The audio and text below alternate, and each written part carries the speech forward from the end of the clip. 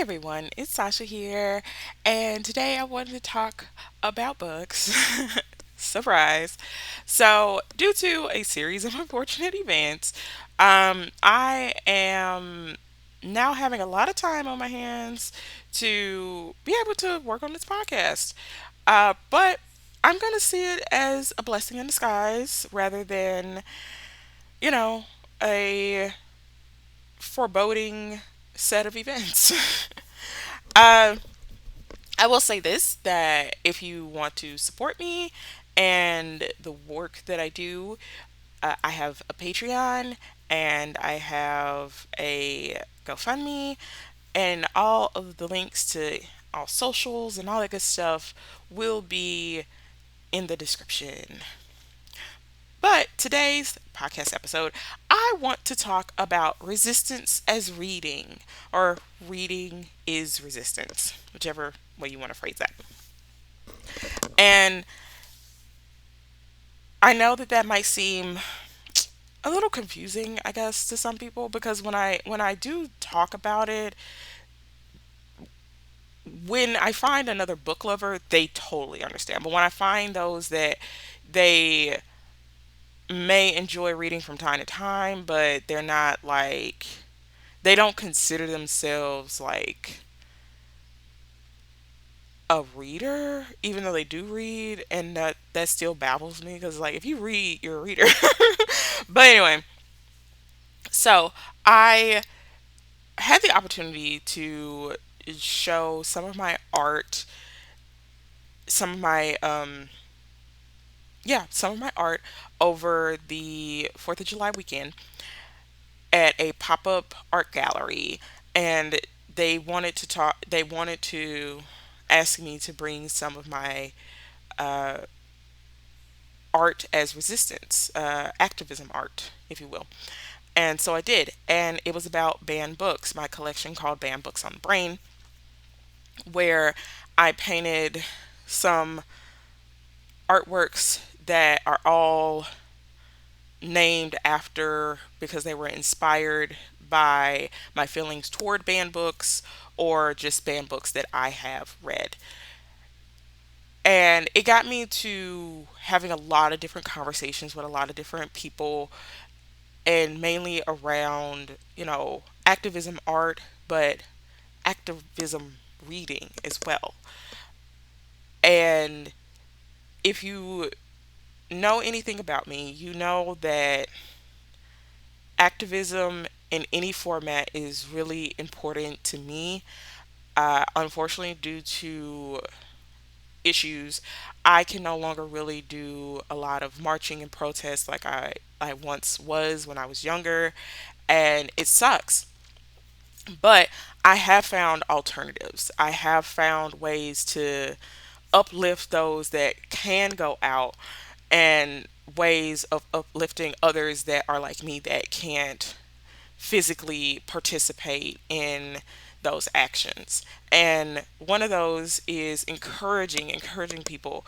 If you want to join my resistance book club, we, the links of all that will be below. But if you want to start your own, I deeply encourage uh, starting your own book club if you feel more comfortable with that.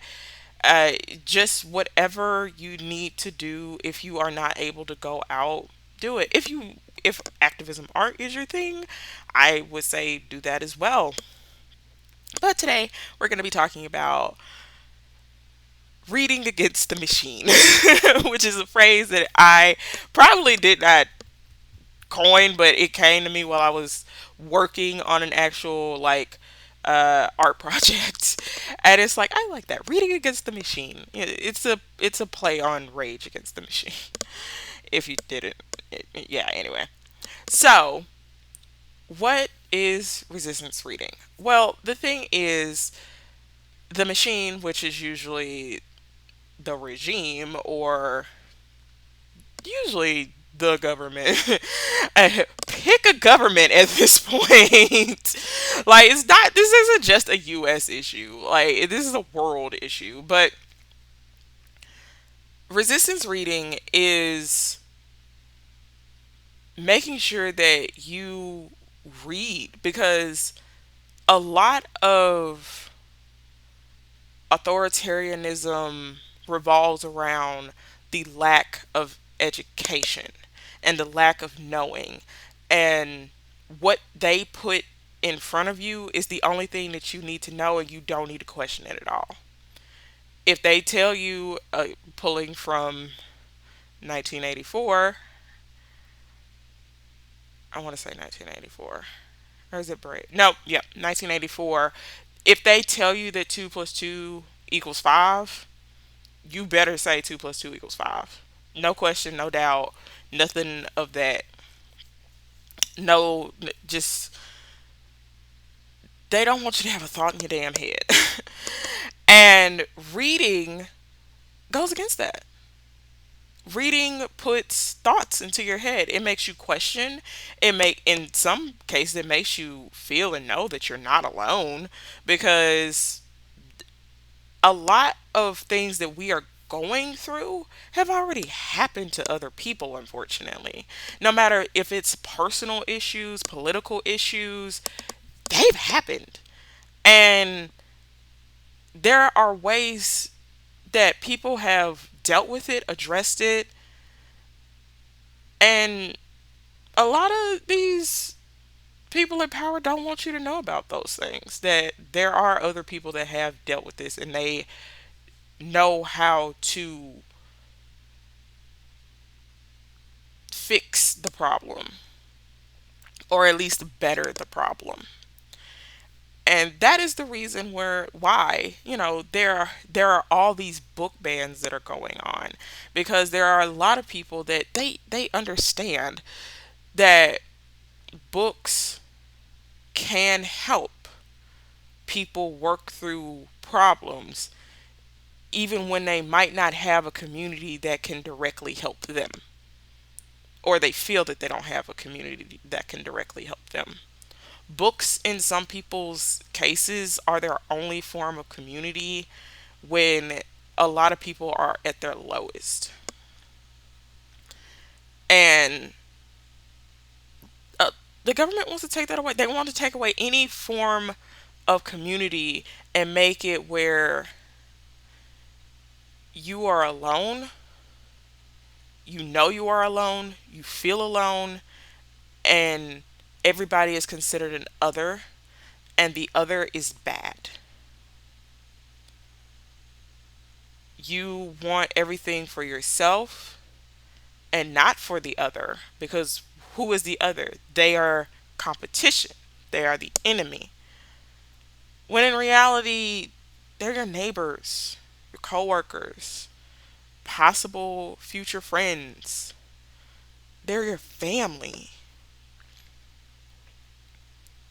And people that want to basically, enslave us, because that is the goal of most authoritarian situations, is enslaving the little guy, the little people, the that makes it sound like I'm actually talking about little people, but the working class.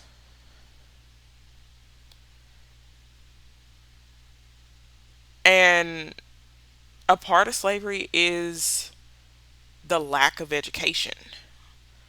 That's the reason when you do see a lot of even modern day slavery, they try to find people that they try to enslave people that don't speak the language, they don't understand what's going on, they don't know the laws of the current place that they are.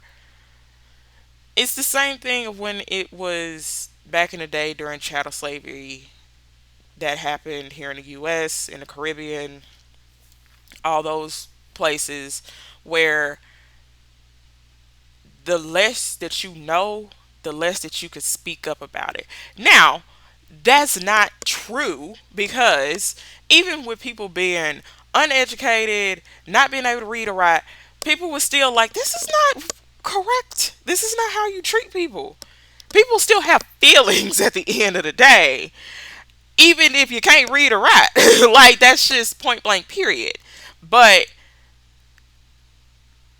if you can't read or write, you can't vocalize. And well, let me rephrase that. People try to make it seem like, because you don't need to be able to read or write to be able to say, you know, what you are doing to me is disrespectful and inhumane and not fair.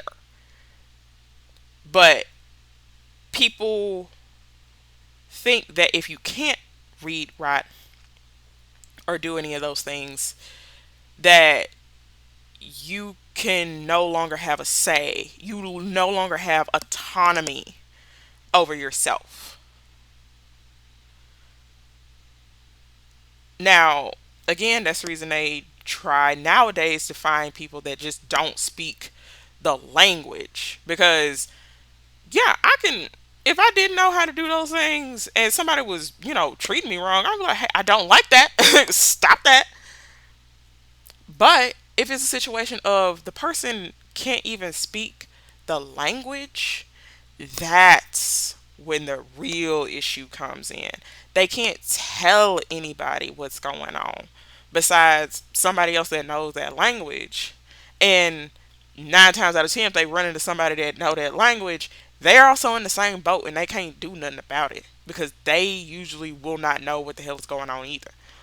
All y'all can do is in solidarity complain, cry on each other, lean on each other, but you can't really do nothing to fix it. And that is where, you know, diversity in reading and stuff comes into play of I just it sucks that a lot of people nowadays they have to at least know somebody or experience an issue themselves for them to care about it, which is another part of that authoritarianism mindset is that, well, it ain't happening to me, so why should I care? That well, not mindset, but it paves the way for authoritarianism. And those are not good things. I can tell you that right now. Having that mindset of, oh, it ain't happening to me, yet there's always the yet. That's just around the corner. Just it's just around it. Like it hasn't happened to me yet. Don't let it get to that point. Like stand up, and that's saying stand up is very ableist. Fight while you still can. Speak up while you still can. No matter if that's in writing and reading, it's better to say that you tried than to say that you didn't do nothing at all. Because doing nothing at all is complacency. And there is no point that I personally would ever want to look a child in the face, whether it's my child, a niece or nephew or a cousin, or even just a child that I'm teaching, where I say, I didn't do anything. I'd throw up. Or I'd be like, oh yeah, yeah, I was on the wrong side. Like, both those feel just as bad to me. Where it's like, I tried. I did what I could. And one of the things that I was able to do was resistance reading, which involves reading a lot of banned books. And I know that, again, that some people's like, well, what does that have to, how does reading help? And it's like I said, it does, it does help with the situation of not being ignorant. Like, ignorance is bliss. Trust me, I know it is. But it's, again, also complacency. At the moment, we have so many resources, so many articles and books and magazines and journals that are just available to us. It was available to a lot of those things were available to a lot of people too, even without the internet back in the day. And the messed up shit that happened in history, World War I, World War II, still happened. World War II still happened even after World War I. Even after we saw how bad it can be, how devastating it can be, it still happened. Right now, the media is very hesitant to call it World War III, but we are in World War III. And when people look back on history, this time period that we are currently in is going to be in that history book saying that it was from this to that. And I am being optimistic with, saying that there will be history books in the future. But I feel that there will be. I am praying that there will be, but it's more of a feeling than anything else. But during this time, we all have to do what we can, and art and reading and uplifting other voices is currently my whole thing. When it comes to reading, there are so many book groups out there. But again, you can start your own if you want to, if that just makes you feel more comfortable. But there are so many book groups out there that read to diversify your bookshelf, your TBR list. I make a bunch of list on how to diversify your bookshelf and your TBR list. I have an awesome thing that I'm putting together for Banned Books Week, where I am going to be promoting Banned Books Week like it's my own birthday this year. Banned Books Week is not until October of this year.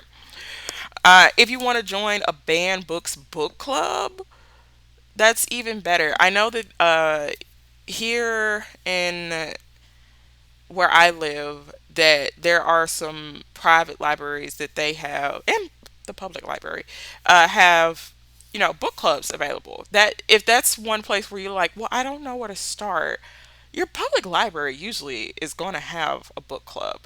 And if they don't, guess what you can do? Start one. And if you really want to, up the game, you can start a Banned Books book club. I, baby, the Banned Books, that list long. Y'all gonna be going a long ass time if y'all going off of just banned and challenged books. Now, I will say this. Um, I have learned recently that a lot of people, when they hear banned books, they think that it's like banned on like a national level. Not necessarily. Um, Banned and challenged books, this just means that it was banned and challenged somewhere in the world. A lot of people usually focus on where they live. So I live in the US. Yeah. Um, and so a lot of people usually focus on the books that have been challenged and banned here by different school districts, different counties. I believe there are certain states that have outright just banned certain books. Uh, and I am not 100% sure about if there are books that are banned on a national level here in the US. Do need to look into that. It is something that has now, when I came up with this idea that to do this podcast, it was like one of those ellipses in the brain where it's like, are there? And then when I started actually talking about actually doing it now, it's like I do need to look into that. But ban books does not mean that it's a nationwide ban on the books. It could just be a school district that it could just be a school wall. Like just one school can say, "Oh, that book is not allowed here." That's a banned book. Challenged books, that list is even longer. Challenge means that somebody put forth that, we should ban this in this, insert location, and it didn't pass. It didn't get banned because of, it could be a number of reasons why it didn't get banned. But definitely, banned books lists are totally a great way to add diversity, usually, to your reading repertoire. Pretty sure that's not how you say that word. But yeah, diversity. Just some fun books usually. Like, a lot of books that have been banned are just fun. Some of them have been banned because they are explicit. They talk about real world issues in a very explicit manner. And if anything, those books help people know that they're not alone, and the issues that they are facing, they are going through, have already happened. Other people have experienced it. Whether it's, grief, or, pain, hurt, other people have experienced experiences. You're not alone. You're not alone. Like, I know it I know that in the US we are facing a loneliness epidemic, and a lot of people focus on the male loneliness epidemic, which we should focus on. But it's also just a US issue of, like, all of us. Even though we do have family, we do have friends, a lot of us feel lonely. And it's because we feel like, well, I will say this. I feel that it's because a lot of us don't talk about the issues that we face and that we're going through. So therefore, we feel isolated, even in our own lives. Now, is that true? I, I don't know. But I can genuinely say I don't know. But I feel that that is one of probably a million reasons that there is such a loneliness problem here. Is because we don't talk about things. We're told not to really talk about anything. And books are a great connector. It can help you find people that, one, like the same things that you do, like the same kind of books that you do, and that usually leads to like-mindedness in a lot of aspects. Like, if you love romance books, like, you gonna find some romance books lovers out there, and y'all can get to chit chatting.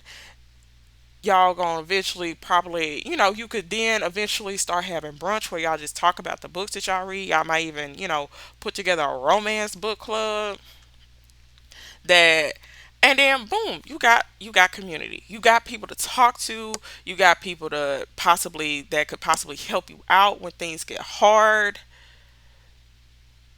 Books are more than just pieces of paper bounded together. They can bond people together. And that's a reason that people don't want you to read either. It ain't just, you find out that you're not alone, but it's a way to sever yet another form of community, another form of togetherness. And I mean, hell, it ain't just about resistance reading. You could do a resistance garden, baby. If you are a gardener and you like to grow your own food and stuff, and then you realize, like, oh, I got too much damn parsley. Oh my goodness, I got too many onions. Or, like, oh, I have this beautiful flower that all you gotta do is put in some water, let it grow. I If you share that with a neighbor or something, that's an end of community. Like, sharing passions with people leads to community. Like, remember that. But, you know, books and gardening almost kind of go hand in hand in a lot of people's. Because I love to garden and I love to read. And if you can talk about reading and you could talk about gardening, then we already besties. But yeah, but and again, I would say that even a romance book club can be considered as resistance reading because it gives you a sense of hope. A lot of romance books gives you, because again, the loneliness issue, it does give you hope even during the darkest times. Like a romance book could just uplift your ass. And I would say even if romance is not your thing, bamboo is not your thing, there's books for everything, baby. Like mysteries. I love me some mysteries. Cozies. So when it comes to cozy mysteries, girl, let me tell you. I One of my first cozy mysteries, it fucking sucked. I was like, ain't no way there's a whole ass genre. But because of that book sucking, cause it was called Stakes. Oh my goodness.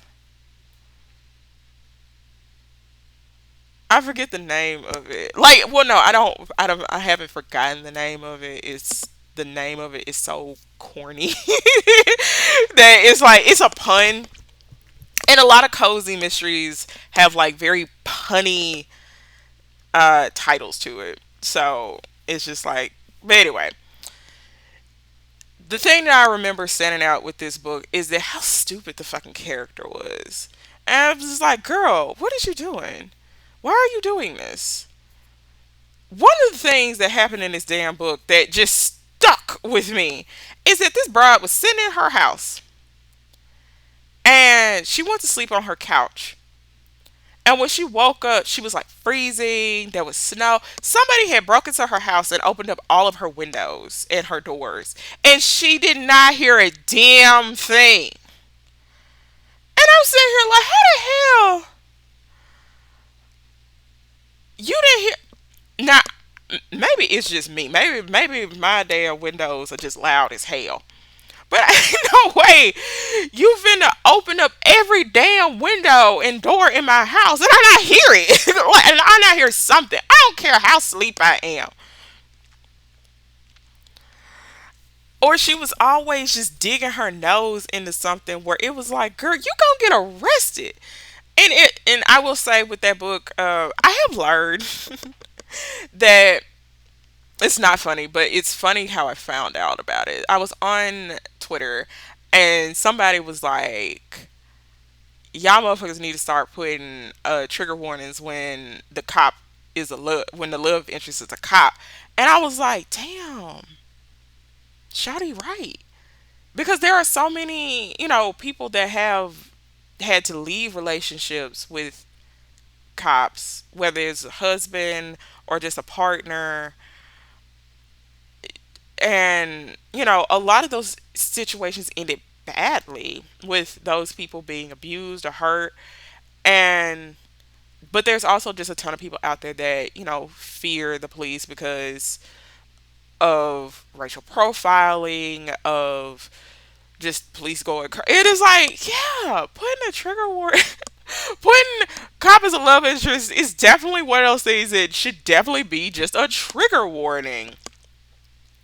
So I will say with that book that I do remember that the love interest was a cop. So huge trigger warning about that.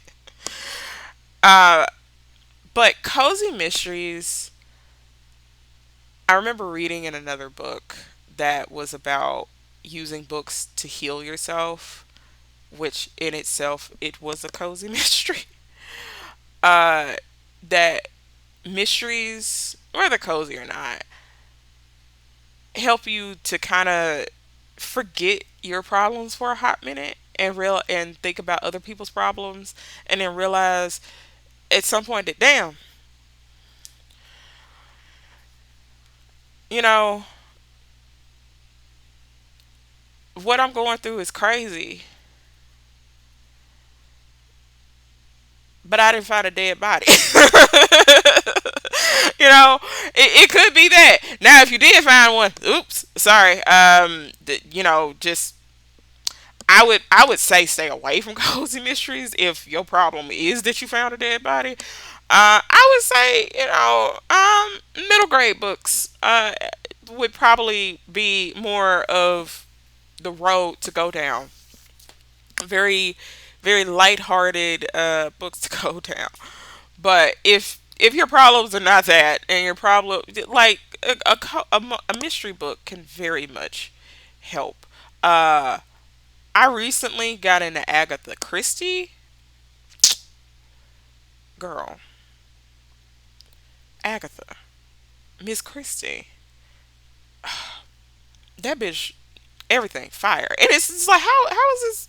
How does this bitch do this? How, madam? These books are old as shit, and they still slap. It don't make no damn sense. Now, I will say that some of the language is hella outdated. And that is something that a lot of people, when I tell them, I do give them trigger warnings when I tell them about books. When I tell them about, like, a lot of the classics that I read, because I'm a classics girly. I love me a classic. But I do have to, you know, acknowledge that I'm a black queer woman. And a lot of these books were not meant, damn sure not meant for black people to read, damn sure not meant for women to read, and damn sure not even thought of queer people. So there are landmines just layered throughout these damn books. And so I will say that if you're just getting into reading, or you're like, hey, I want to start like a classics book club or something like that, just be mindful that times have changed since a lot of these books were put out. So the language is kind of wild. Like the R word is used a lot. Um, Slurs against God, anybody, not just black people, just any damn body. That I can Oh my God, I cannot tell you how many slurs that I have come across against little people, against the Romani people, against queer people, against native people. Like, it is countless. And it's always a jump scare for me. It's always a jump scare. It's like I'm just reading, I'm getting along, and then whoop, and it's like, oh.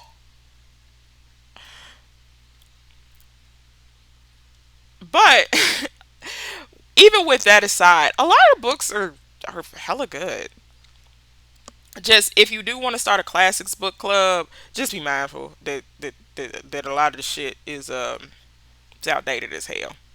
Hell, there's even in the Three Musketeers, there's okay, there is outdated language, yes, but there's also, you have to realize that words change over time, and that's also a hard breakaway of like what is deemed as a slur now used to have just a regular ass meaning. Like, if you know the word, because I'm not gonna say it, but a bundle of sticks has a name that now is deemed as a slur. I know the word is also used overseas in some places to describe a cigarette. Um, so if you get my drift of the word, uh, but even that's, it used to be a bundle of sticks that you set on fire, and then it got turned into a cigarette, and now it somehow in some way has been turned into a slur against queer people. I'm still trying to find that connection of a jump, but words are very interesting to me, and how they change over time, and how a lot of authors were so, because I will say this, reading a book lets you into a person's soul, lets you into a person's world, lets you into their brain, almost directly being injected into their brain waves, because the language that they use, the words that they choose, all are very indicative of who they are as a person, or who they were as a person when they put that together. There are some books that I read that are classics. They don't have any slurs in it. There's not a one to be found. And then hell, there's some modern day books that I've read that I'm just like, ain't no fucking way that somebody really wrote that shit. Mm. Prime example of a book in modern day where it's like, ain't no fucking way, bro. It's called Reading Dangerously. Let me make sure I'm telling y'all right.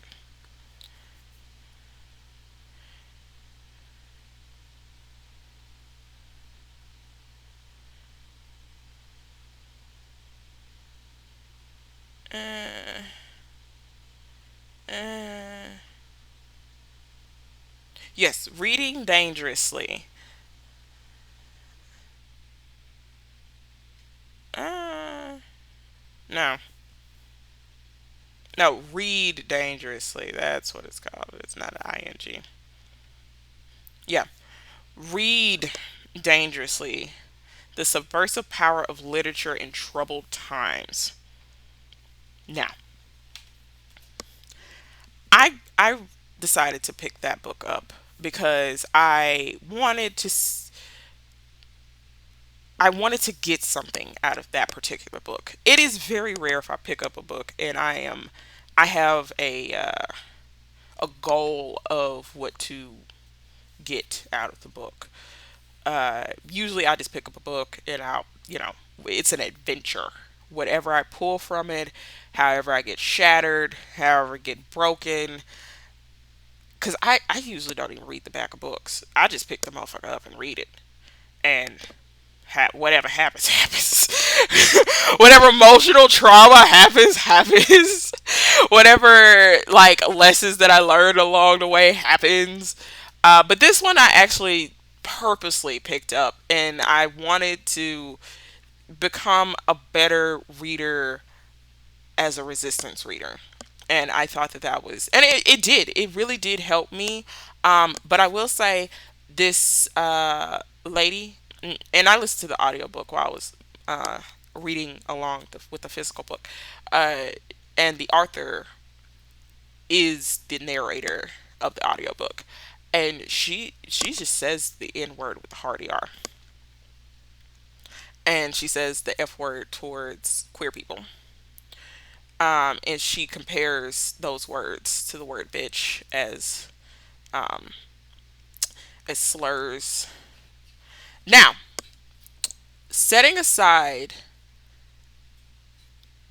unpacking the word bitch as a slur, because I feel like that is a conversation that needs to be had, but putting that aside, this book was written in modern day. I want to say this motherfucker was published in like 2023, if not 2024. Maybe 2022. Yeah, I want to say it was published in 2022. Very recent though. Very recent. And this lady says those words in that book. So it is not just classics that have this issue. There are modern day books that still have the issue of very ill used language. So yeah, just but those books shouldn't. I don't want to ban that book, even though it does have language that I find offensive. Like genuinely, I do find that hella offensive that this lady decides to use the N word with a hard ER. She's not black, and that she uses the F word for queer people. And when the argument that people are going to have with that is that, well, she's using it in the context of someone else said it and she's just repeating after someone. It's not a valid argument. It's not a valid argument. If you say N word hardy R, people know what you mean. If you say F word toward queer people, people know what you mean. Now there are gonna be some people that's gonna be like, well, what do you mean by the N? Girl, don't play dumb. Don't play dumb and don't play stupid. You know what the word is.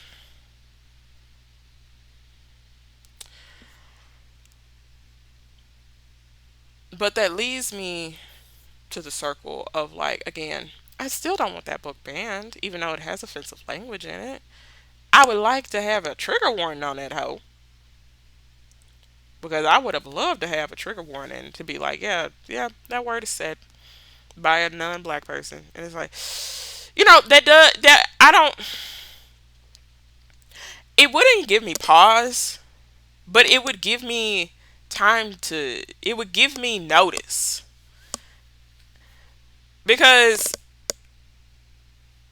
uh, Sherlock Holmes. I did the complete series of Sherlock Holmes just as a challenge to my damn self. Because I read so many cozy mysteries, and so many of these mysteries uh, reflect on the classics. Agatha Christie's books, uh, Arthur Conan Doyle books, uh, Nancy Drew shit. you know, Carolyn Keene is the. Also, fun fact that I learned is that Carolyn Keene isn't a real damn person. Carolyn Keene is a pen name that the original publisher of the Nancy Drew series decided to put together. And it is multiple authors that have written under the name Carolyn Keene. There are still people today that write under the name Carolyn Keene. Carolyn Keene does not exist. Carolyn Keene is not real. This person never existed. The author, the publisher, um, who was he had an idea of a girl detective that was smart, clever, like fashionable. He had this idea, this seed, but he didn't know how to do it, and he kind of knew that as a man, he would fail epically at making a a teen girl detective would that that would be popular. And so he was like, but you know what? I'm gonna put a name to it. And so everybody that has written under this name has been a ghostwriter.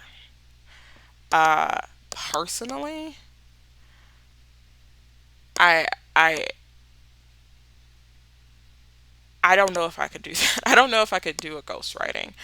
Now, in recent times, they have basically put Carolyn Keene's name with the I don't know what the fuck you call it, the fake name, next to the Arthur as a collaborative, which I like that a little bit better for modern day. Um, that's just a personal.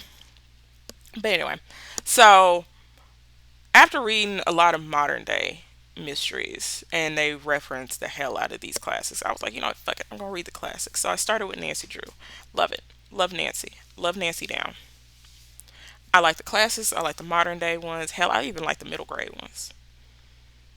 These books are written so perfectly. Now, I will say Nancy Drew Diaries is hilarious because you could tell that none of these people that written wrote under the name Carolyn Keene really communicated with each other because the characters change from book to book about their habits, hobbies, interests, their attitudes.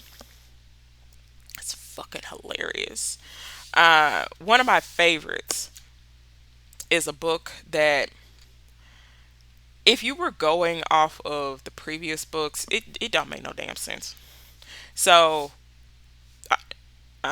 if you have not read Nancy Drew, it's specifically Nancy Drew Diaries, it focuses mainly on, of course, Nancy, her two best friends, George and Bess, and her boyfriend and Nancy's boyfriend, Ned.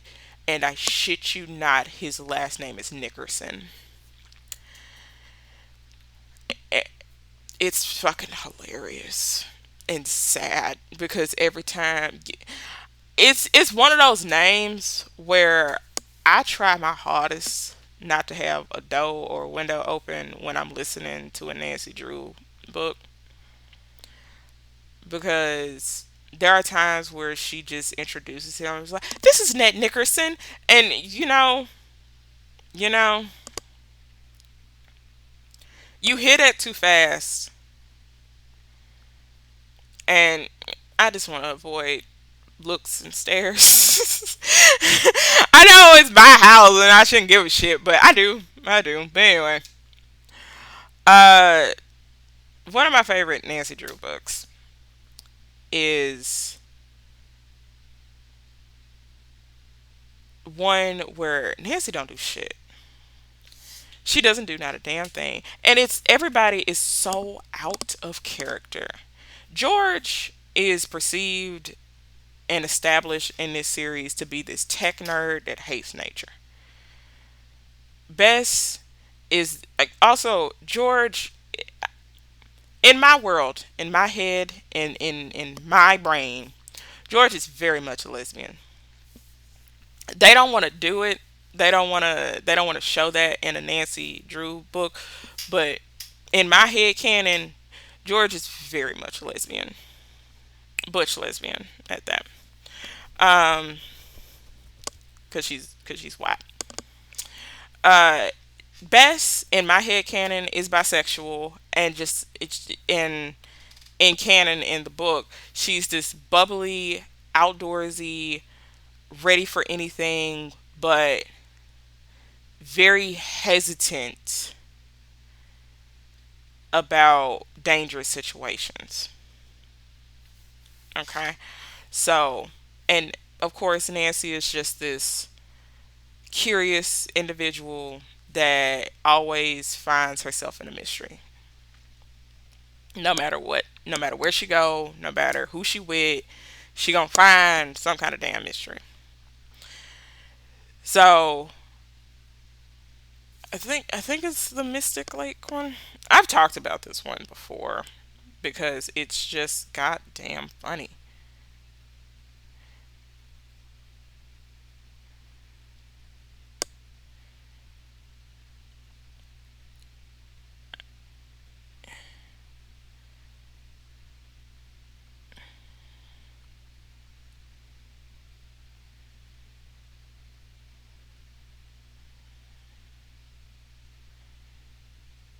Let's see here. Yeah, yeah, yeah. Okay. So it is the secret Nancy Drew Diary number six, secret at Mystic Lake.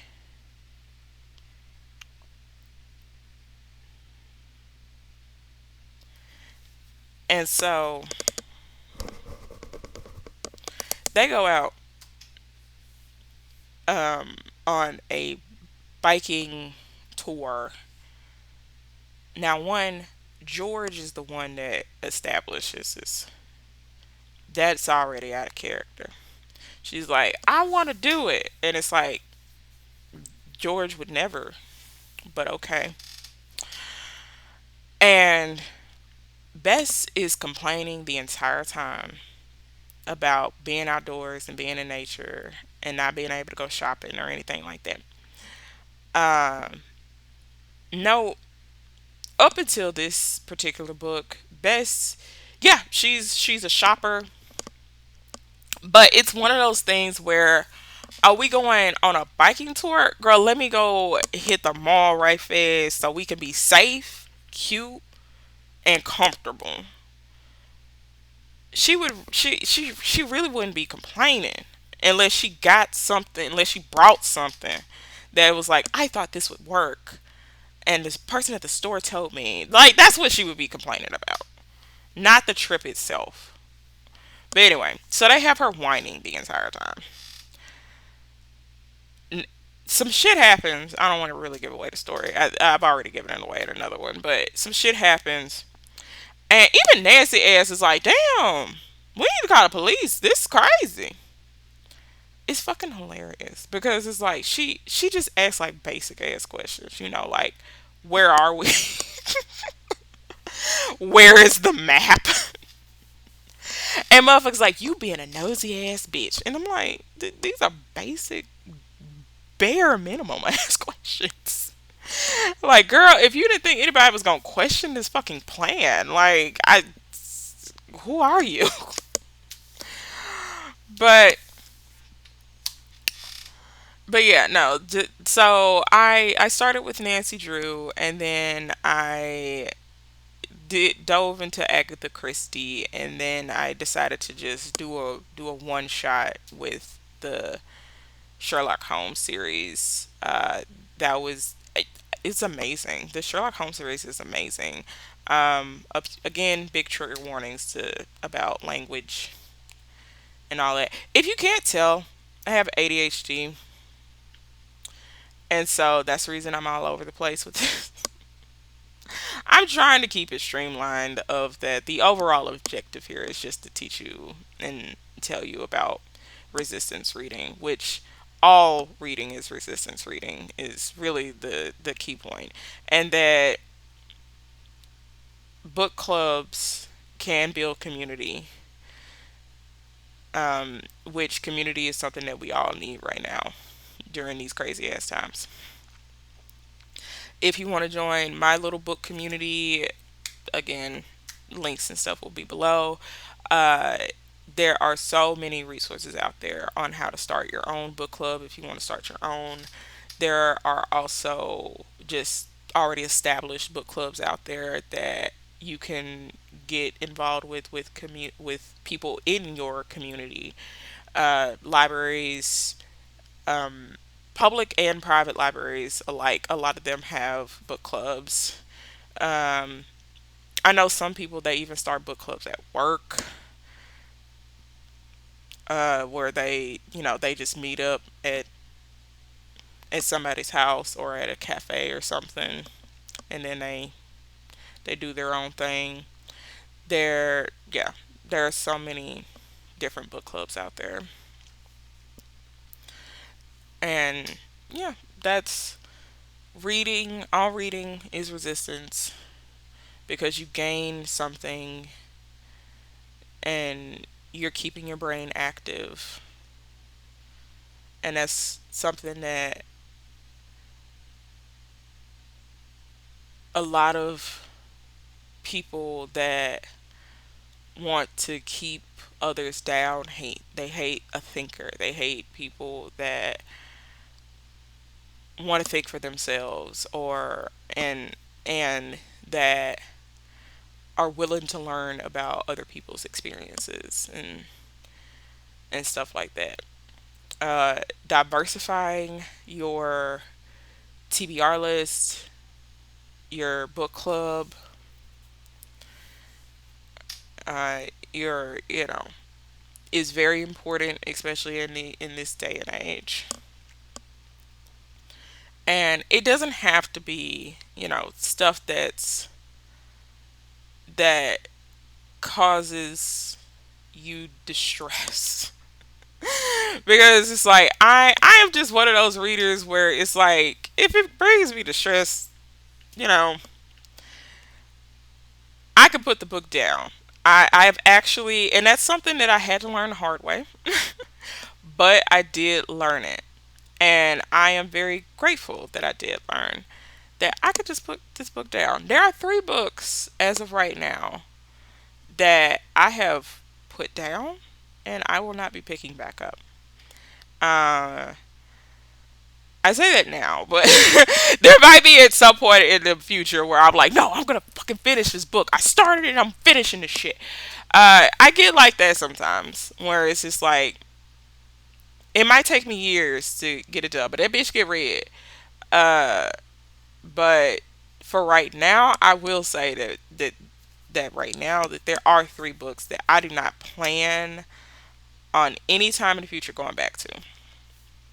They cause me too much distress.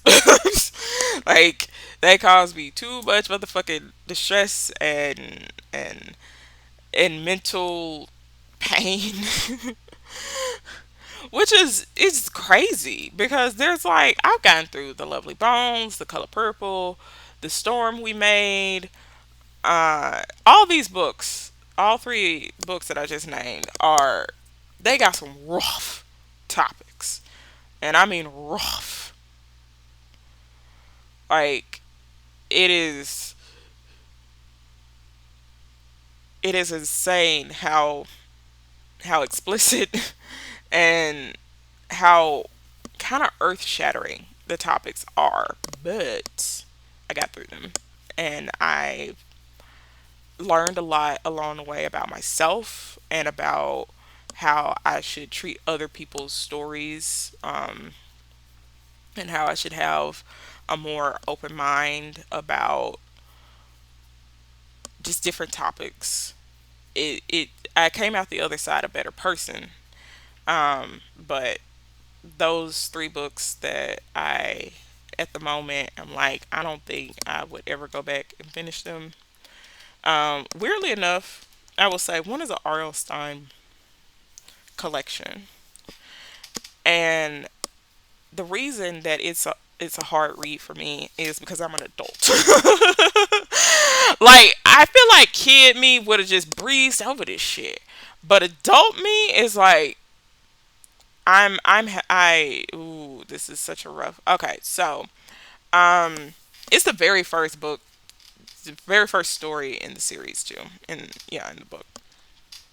It's a collection of short stories, and the first one, so it's about these siblings who are getting bullied, and they're getting bullied by these twins.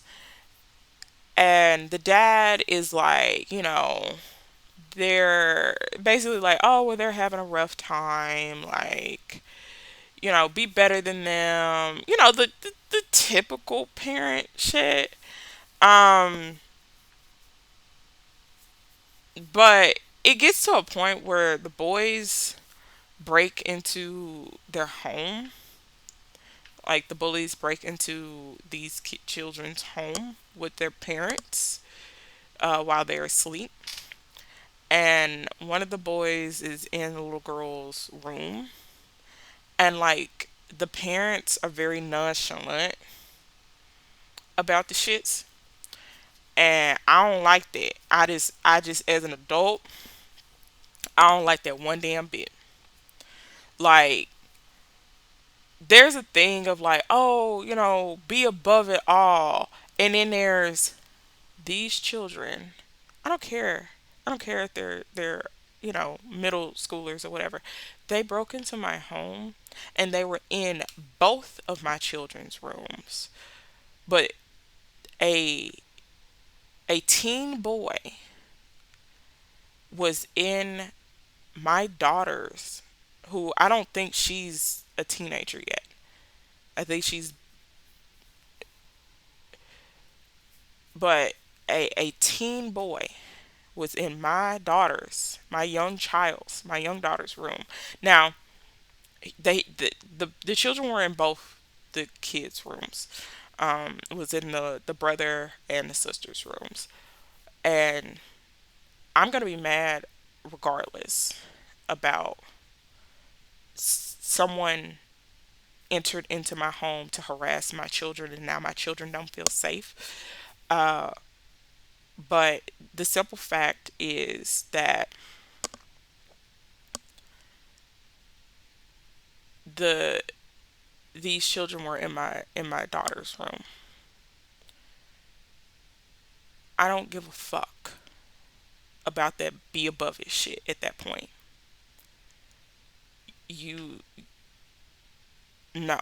You have made both of my children feel unsafe in their own home,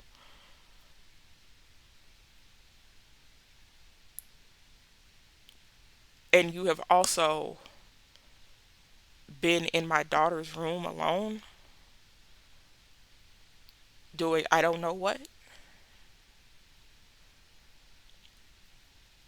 That shit, I can't move past it. And the parents in the book are very nonchalant about the shits. And that is so fucking, I cannot move past it. I cannot move past it.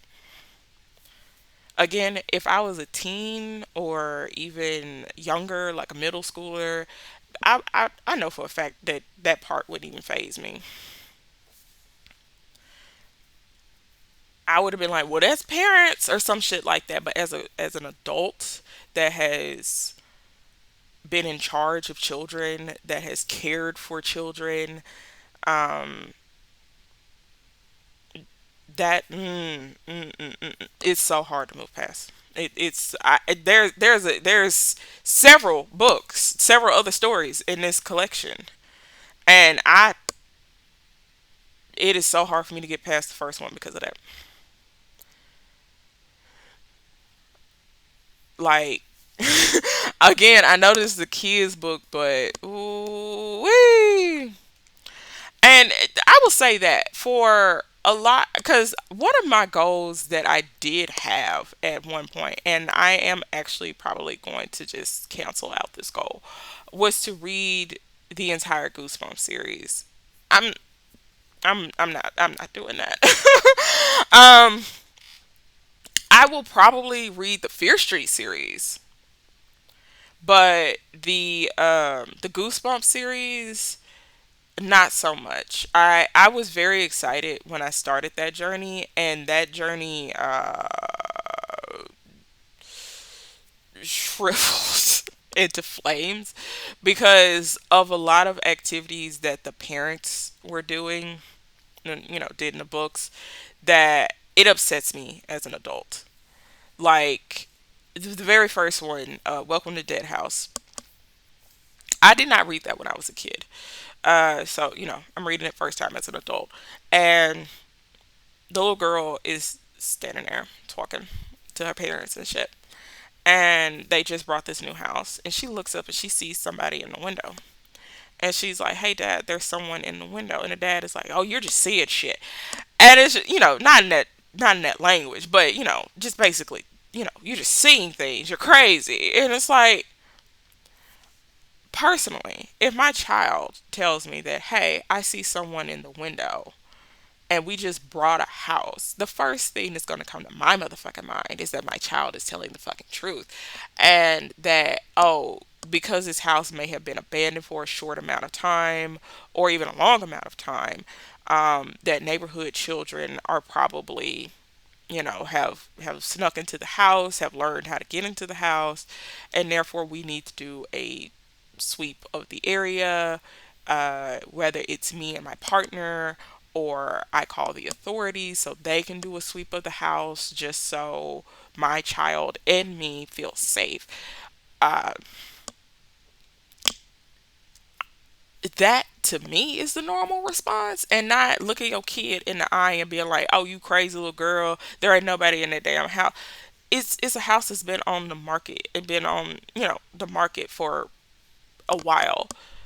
Children break into houses. Like that's not something that's fucking new or random, or just it's just a simple fact that, but it's also the simple fact that my my daughter is coming up to me and saying that there's a boy in the house that we are finna be in, and that this child, um who may not have ill intent, who just may want to break into a house just for the rush of it, that there is no more, no less ill intent than just a thrill seeker of breaking and entering, doing a B and E, B&B, doing a B&B. I don't know what the fuck that would be, but doing a B and E. But when I tell you them locks gonna get changed, hell, I might change the fucking doors. I'm so serious. Like, I and this may just be the fact that I had a horrible upbringing that I was not safe in whatsoever. And so therefore I that's the reason I being a parent is something that I don't want to do, because I know that I would be overprotective. I would over believe my children. I would over to make up for the fact that I didn't have those things. Like, I helicopter parent wouldn't even remotely describe how I would be as a person if I had a child. And I don't want to do that to somebody, because then that all that does is start the past cycle over again. So, and I just don't want to contribute to that at all. But it's just, those are the kind of things that happen in Goosebumps books, where it's like the adults are so neglectful. Yes, that is the right word. The parents are so fucking neglectful that it's beyond cringe into the territory of enraging the fuck out of me. And and so therefore, reading the Goosebumps books. Now, I have started reading the Fear Street books. Those are targeted more toward teens and young adults. I like those a lot better. It's still a lot of weirdness, but these are teens and young adults that are going through these situations where they are their own person. They can protect themselves. A lot of them are still underage, but they have a little bit more um, experience with protecting themselves.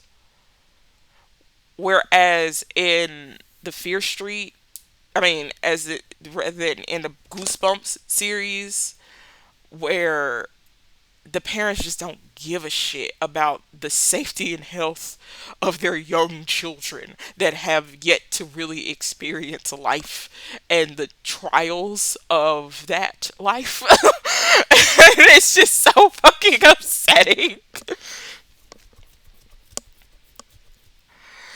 Because it's like, oh yeah, I'm just gonna drop my kid off at this random ass place. Oh yeah, we're gonna do this illegal ass thing, and oh, my children wind up missing. I will say a modern day horror middle grade book that I recently read that would be on the lines of like Goosebumps, but for modern day, it's called It Found Us. The title alone is fucking terrifying. The cover is even more terrifying. It's like a child on the cover with like with like hollowed out eyes, and there's like elephants behind them. It's a terrifying ass cover. The book in itself is fucking creepy.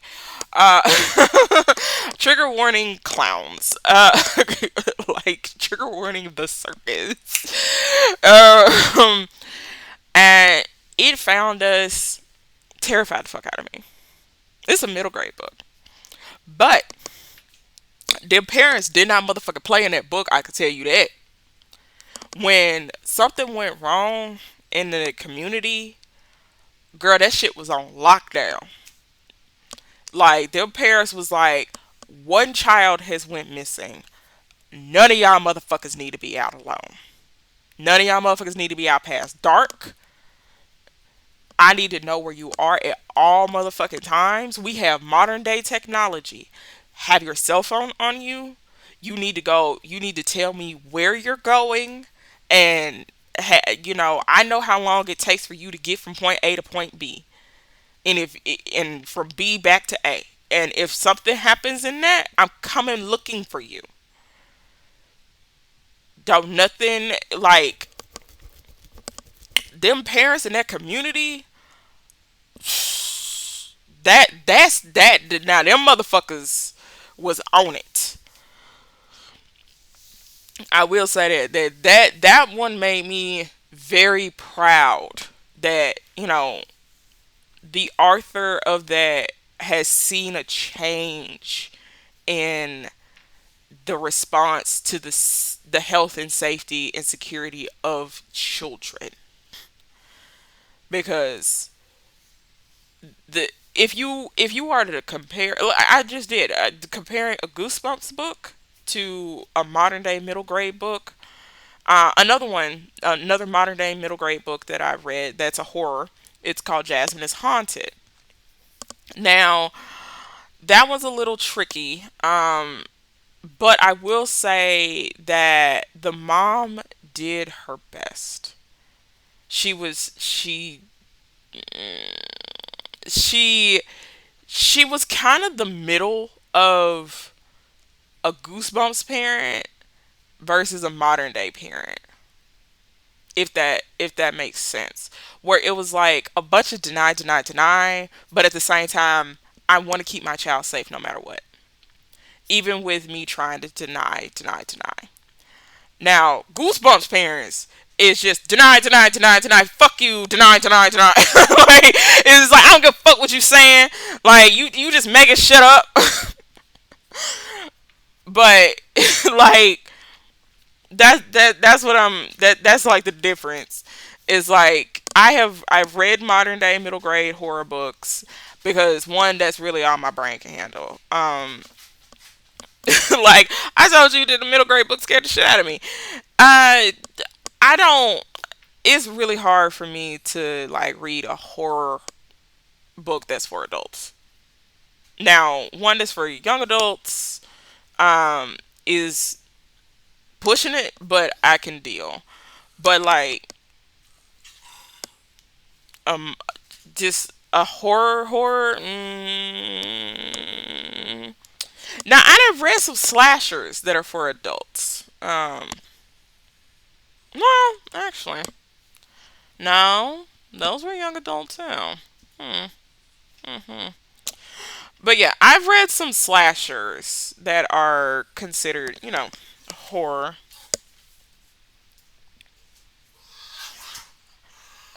Hold on, my dog is like acting a fool.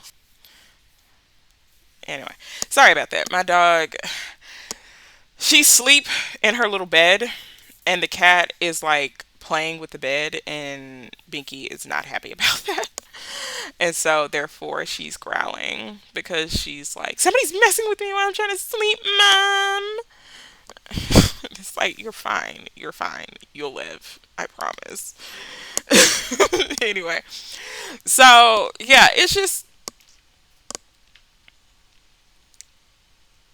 a lot of there's so many different books out there that you can find the ones that are for you. It might take a minute.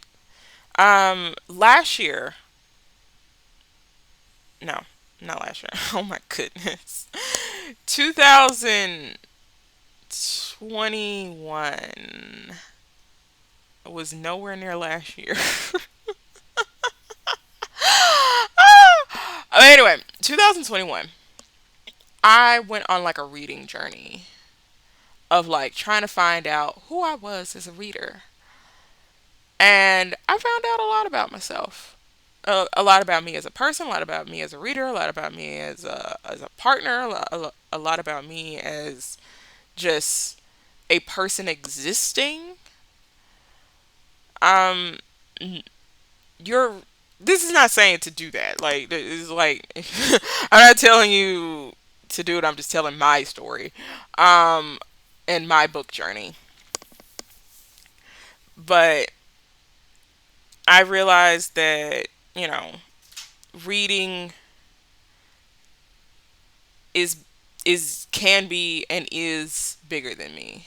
It's not just reading has gotten me some very fun and interesting stories, because there have been so many fun and interesting stories. There have been some bad ones that make some interesting stories. There have been some great ones that make so much entertaining stories to, to let people know. And it also has made me a little bit better at suggesting books, a little bit, not a lot. I never really suggested a lot of books to people, because again, middle school, yes, I did. And now that I think about it, I did accidentally start a book club. It was fun. And then high school, I did find a bunch of book nerds, but they were not into the same things that I was into. But I did, but our librarian did start a book club that I was a part of. College, I wish I had have found a book club, or at least started one, that I would probably would have felt a little better about life. But after college, I graduated in 2021, and that was when I decided to do my reading journey of who am I as a reader, because I just went through hell and high water to get this science degree, and I realized that I got it out of pettiness and spite.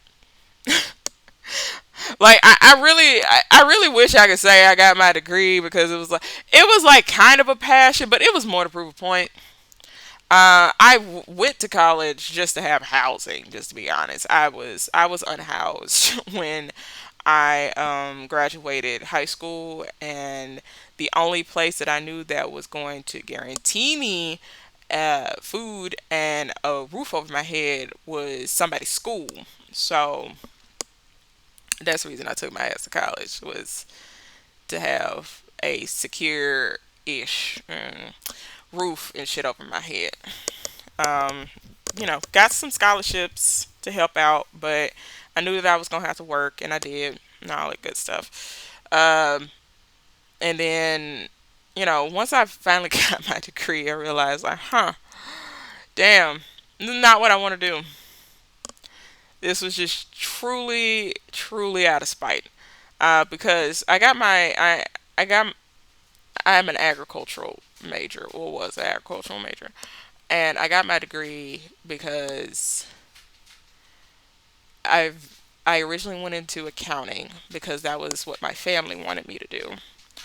And then I realized accounting is boring as shit, so I didn't want to do that. And so I was like, you know what, science, because I thought I wanted to be a veterinarian. And working with animals and all that good stuff, I love it. I love working with animals. I love, like, the routine of it, the being outdoors for the most part. Like, I honestly had a blast with working with the animals that I worked with. Now, working with the people, they're just a un unfortunate side effects of working with animals are the people. And COVID really just made me realize that, like, I love animals. I love working with them. I absolutely adore making them happy and healthy. But working with the people in the industry became very, I can't explain it, but it became very aggressive and mean, to the point where it was just like, I don't want to do this anymore. And so I left the industry and kind of been lost. Um, but I found books again to help me through.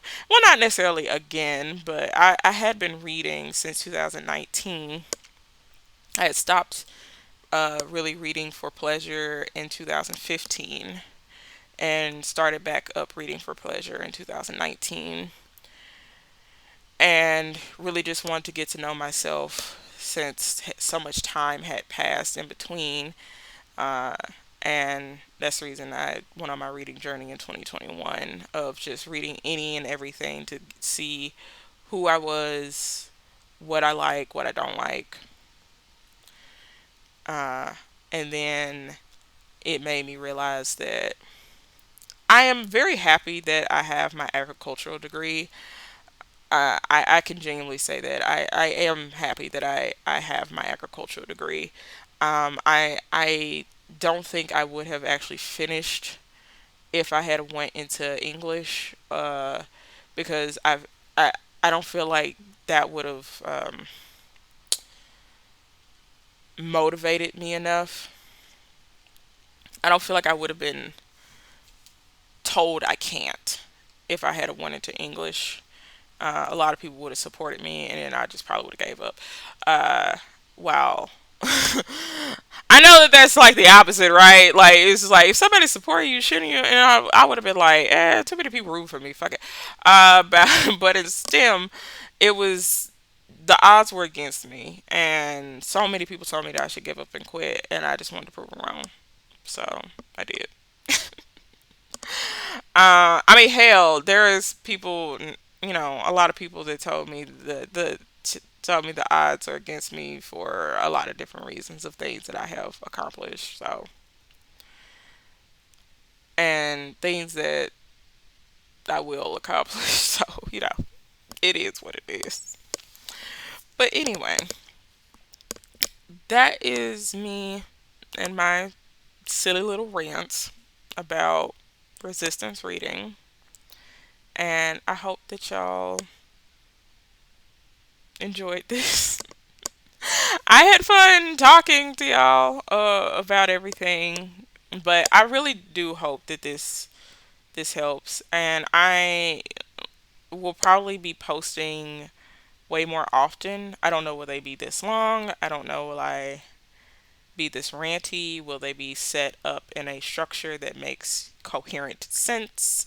Uh, but uh, I do love talking about books and suggesting books and giving trigger warnings about books. And so I'm just gonna be doing that and chilling. Anyway, thank y'all for listening. Bye guys. Happy reading.